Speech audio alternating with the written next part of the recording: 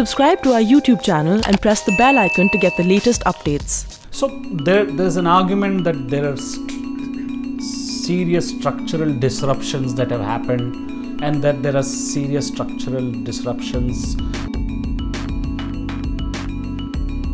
You know, India, we are now faced with some pretty unique challenges. You know, we have to accelerate our growth at a time when we are faced with an extra constraint of the environment.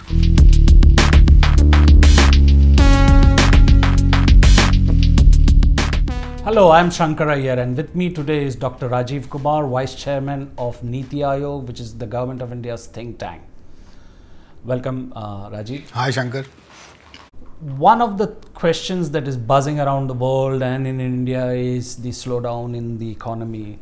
Even if I sort of step away from the long-time target of $5 trillion and the high-frequency indicators about auto sales and other stuff, what exactly is your own take on where we are in the economy, without getting into the jargon of the cyclical and the structural and all? How would you sort of characterize what we are going through? What we are going through, Shankkar, at the moment is a transition wherein the nature of economic activity, the nature of economic regulation, compliances are changing, have changed, and as a result of which there is, and also quite clearly the fact that the financial sector is yet to recover from some sense the excesses of previous years, and therefore its inability to finance growth has been compromised significantly. So I think there is therefore the current phase of slowdown, which I think we will emerge from because of all the measures that have been taken, not just in the last 3 months, but also in the last 5 years, because they have laid a foundation, they have laid a platform for investment sentiments to improve, and therefore also for our own sort of response of the stakeholders, economic stakeholders, to become more robust in the coming quarters. You were one of the first people actually to sort of blow the clarion call in a sense that this is a serious issue and we have to address it, and that sort of led to the advancement of the finance minister's announcements of or whatever was being worked out in the finance ministry as steps. So when you said that this is a serious issue, is it what we are facing is because of the things that were done or things that have not been done? How would you look at it? No, my purpose of what I said was that this is not a situation that we have faced in the past. That there is something significantly different this time. It's not the usual cyclical slowdown. I was pointing at that time to the sort of jamming of the financial sector that had happened. So as a result of which, despite the fact that the RBI continued to say that there was enough liquidity, that liquidity was not finding its way to those who needed it, those who needed it. And and I was pointing to the fact that today the trust, as it were, between economic agents, which was earlier there, was beginning to collapse, so that nobody was willing to, in some sense, lend to the other person. Now, everybody was playing extra conservative, extra cautious. And I was reminded at that time, and which is why I said what I did, of the post-2008 situation in the US, where the financial system as a whole was in the danger of completely jamming up. And if that happens, then the whole thing, in some sense, the entire... almost freezed up, and which was a fear after ILFS and other things. That's what, and I had been saying this, pointing this out, to the government, to my colleagues within the government, and that then, came out that in that particular statement, and I'm glad, therefore, that immediately after that, the finance minister. But you can also imagine that mine was the finance minister's announcements didn't just come as a result of what I said. It came as a result of some significant thinking, planning, and and design that went on within the government. In the finance ministry, NITI Aayog contributed to this in some sense. So there were these measures which are already in the pipeline. In the pipeline, it's just that they were triggered at that time. So there's an argument that there are serious structural disruptions that have happened, and that there are serious structural disruptions given the change in technology, given the changing consumer behavior, given the changes in the world trade zone. Would you say that this is completely unique kind of situation, and yet the responses or the commentary around it seem to be business as usual? I think you've hit the nail on the head, because the fact is that India, we are now faced with some unique challenges. We have to accelerate our growth at a time when we are faced with an extra constraint of the environment. We can't do whatever the other emerging economies did in terms of that. We are faced with a situation that our land laws, and our democratically elected governments are facing a constraint, vis-a-vis whether it's acquisition of land or it's, changing of the labor laws, etc. So I was going to come to that, Rajiv. One of the things that seems to be the impression is that the economy is being managed from room 131 or 134 in North Block, from one room, and then it's getting inputs from, say, the PMO and from NITI Aayog. But frankly, all the next generation reforms are all located in the domain of the state governments in terms of labor laws, land, in terms of ease of doing business. All of these are in the domain of states. Why does it look like the states are disinterested parties, or the burden of the slowdown is not visiting them, or that they don't, you don't see? I mean, finance minister went around to all state capitals and held press conferences. We didn't see a single chief minister along with the finance minister. It would have given a sense of teamwork, nor have you seen any team minister, line minister from the government sort of accompanying that. So to focus, what is the role of the states? Aren't they sort of Shankkar, responsible? in my last 2 years, I have visited every state in the country, and I have met all the chief ministers. And I think I beg to differ to a certain extent, because these chief ministers, being close to the ground, are very concerned about the growth, about the employment generation, about attracting investment, etc. It's just that I don't think they have the capacity, or they have the intellectual firepower to tackle the macroeconomic challenges that they face sometimes. And I think this is where the role of the NITI Aayog is very important, because we can work with them, we can try and create blueprints on them, and we are helping them to, in some cases already helping them to do so. So the state governments are,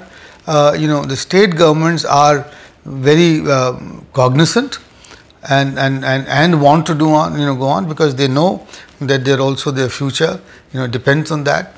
And my own understanding at the moment is that there needs to be a platform, where all the states can come together and learn from each other and discuss these issues more often than what they get to do today. So like a best practices platform that they can share and so on. Because out of the two mandates that NITI Aayog has, one is competitive federalism, for which we publish all the rankings that we do, and we are hoping that this will spur the states into action on each of these sectors in trying to improve those rankings. But the other is cooperative federalism, which is where we want to share the best practices with each other. Now that's, it happens once or twice a year when the governing council meets, but I think there's more, if you like, we can have regional council of states, because, it's like the NITI has. The character of economic growth in regions is different from the whole. Because, like, for example, we have created the NITI Forum for the Northeastern region. So similarly, we can have one for the Himalayan states. The other one can be the coastal states, of separately for the east and the west, and one for central. So if you have that, and if those meetings can be held more regularly, then I think there will be a forum where the states will get to focus. Now, we are trying to achieve this through the monitoring and mainstreaming of the sustainable development goals. And that's, we just brought out a volume called the localization of SDGs. We are setting up capabilities in each state for monitoring the SDGs, and then, setting up the mechanisms for achieving the targets. I think that will help in focusing the state's attention on the economic challenge. I want to also sort of ask you about the sharing of best practices, whether it is maternal attention to maternal health care, neonatal health care in Tamil Nadu and other things. But before that, I wanted to sort of come two very pioneering efforts that NITI Aayog has done. One is in the codifying of labor laws into a more manageable, less unwieldy and more 21st century code.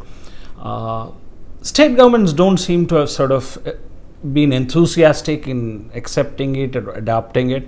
The other is we all know, 14%, almost half of India's workforce depends on barely 14% of the national income, which is where you see the agri-distress story sort of going around. Now, one of the ways to deal with this is to consolidate, bring scales, imports, contract farming. So there was a model contract farming act which was announced in the budget. I think you were also planning to go ahead and look at crop mapping and other. Why do we not see some of that sort of translating? Has it been adopted in states or states? These are, land, labor, capital, these are issues. So capital center can deal with, but land, labor, agricultural inputs, these are state subjects. And am I wrong in saying that they have been less than enthusiastic in adoption? Is it the bureaucracy? It's every state is grappling with the challenge of accelerating economic growth and attracting more investment.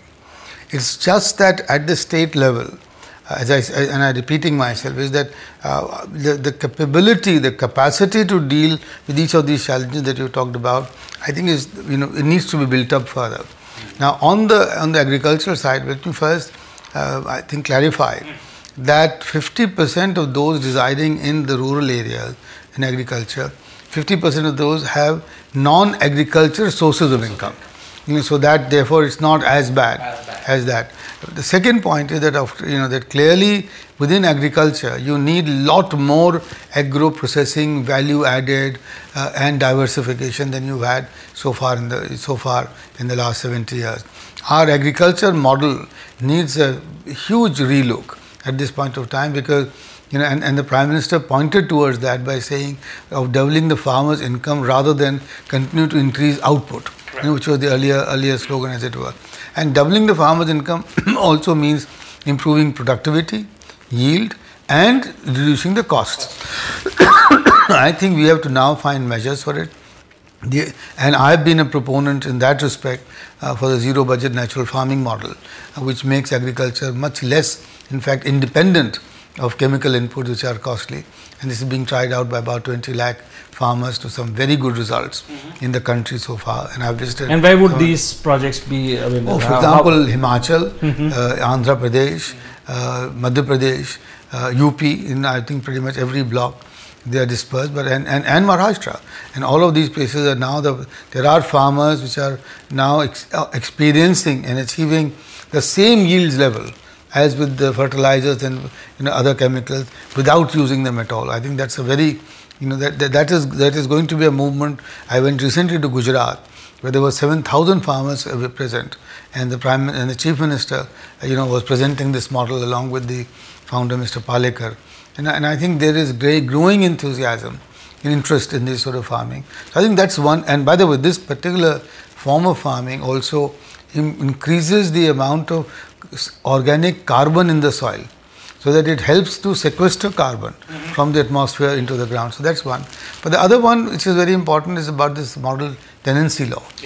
Which is because a large parts of our rural land, arable land, are left uncultivated because the owners are not confident of their ownership rights once the tenants take over. So, which or is the viability of the viability. So, which is why the NITI Aayog has come up with this modern, the model tenancy law. 2 states, Uttarakhand and UP, have adopted it, and I am hoping that others will adopt it.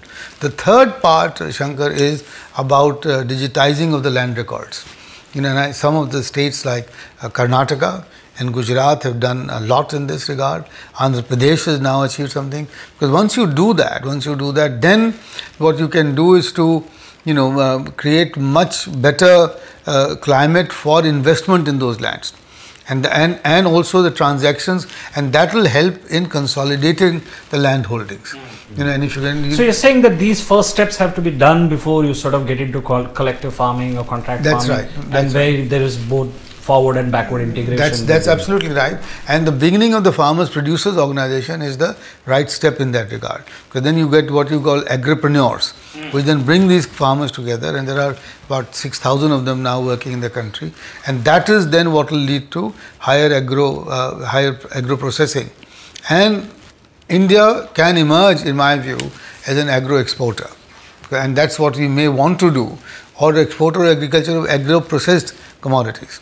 I think that's what you need to work for, because otherwise just to displace the entire labor out of the countryside, I think may not be a viable option. So to take you back a little bit in history, I remember in the late 80s you had, along with Dr. Kelkar, done a paper on how to restructure industrial licensing and zones and everything.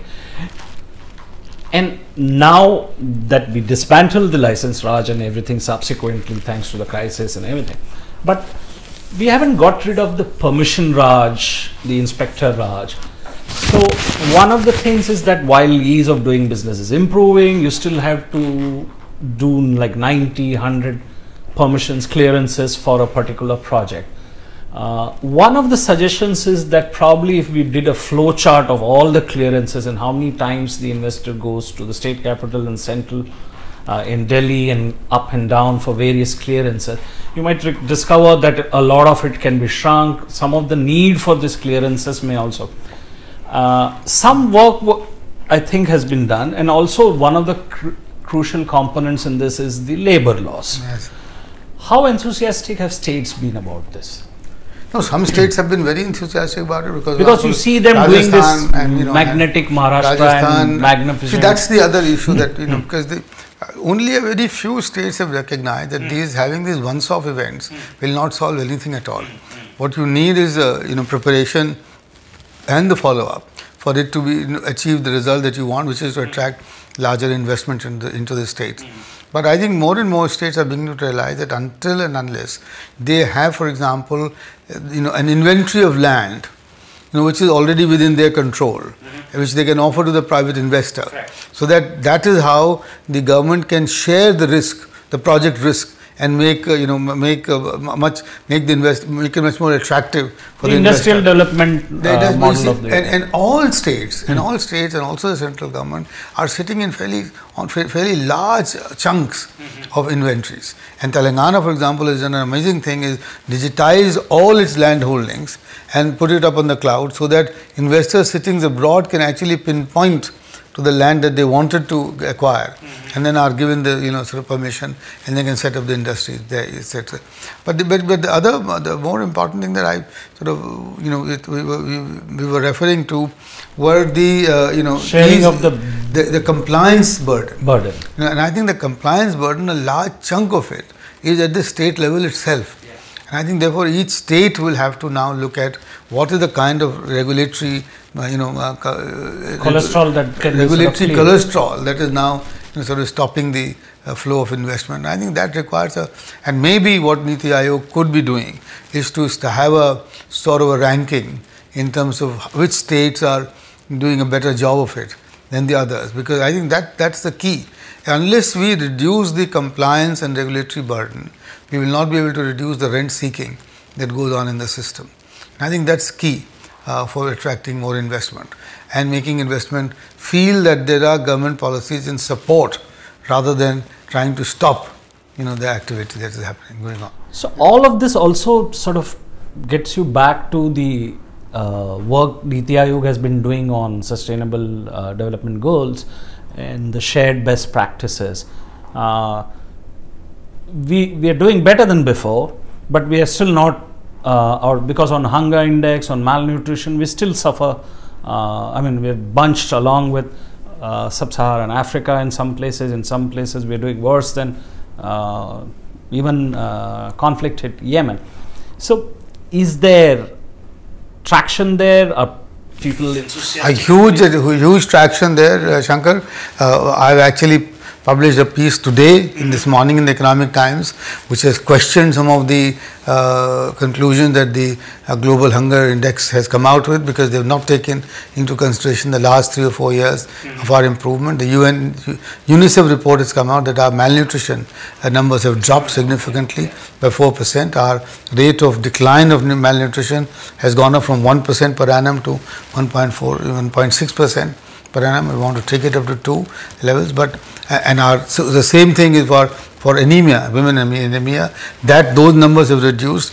You must notice that there is thankfully today no report at all of hunger deaths, anywhere in the country, and there is today, because of a large number of states following the National Food Security Act, provision of food at very reasonable rates, 1, 2, 3 rupees per kilo of wheat or rice. So I think there is a huge improvement there, and any talk about India slipping on the global hunger index, I think is probably not. It's a comparative reference, so but also it's not borne out, because you see they keep changing the number of countries, etc., etc. I chair the National Nutrition Council, and there we must admit, and I've pointed this out in several public forums, that we have a long way to go. We have a very long way to go, especially for reducing the malnutrition among the children from from 0 months to 24 months. But that requires, apart from the supply side, a huge behavioral change, and which is why we think that today there is a right time for us to have a nudge unit, within NITI Aayog, so that which can then work with the states to design some incentive structures which will help bring about this behavioral change among mothers, and for them to recognize that just simple feeding is not nutrition, and for the families to realize that the women's anemia and women's health is more important than what is done today. I think this and this is where I think the Prime Minister's talk about making development into a Jan Andolan is extremely important. So we have to now finally bring the people, into the process of meeting our targets. I can see that there is the need to nudge social behavior amongst within the society and across the states.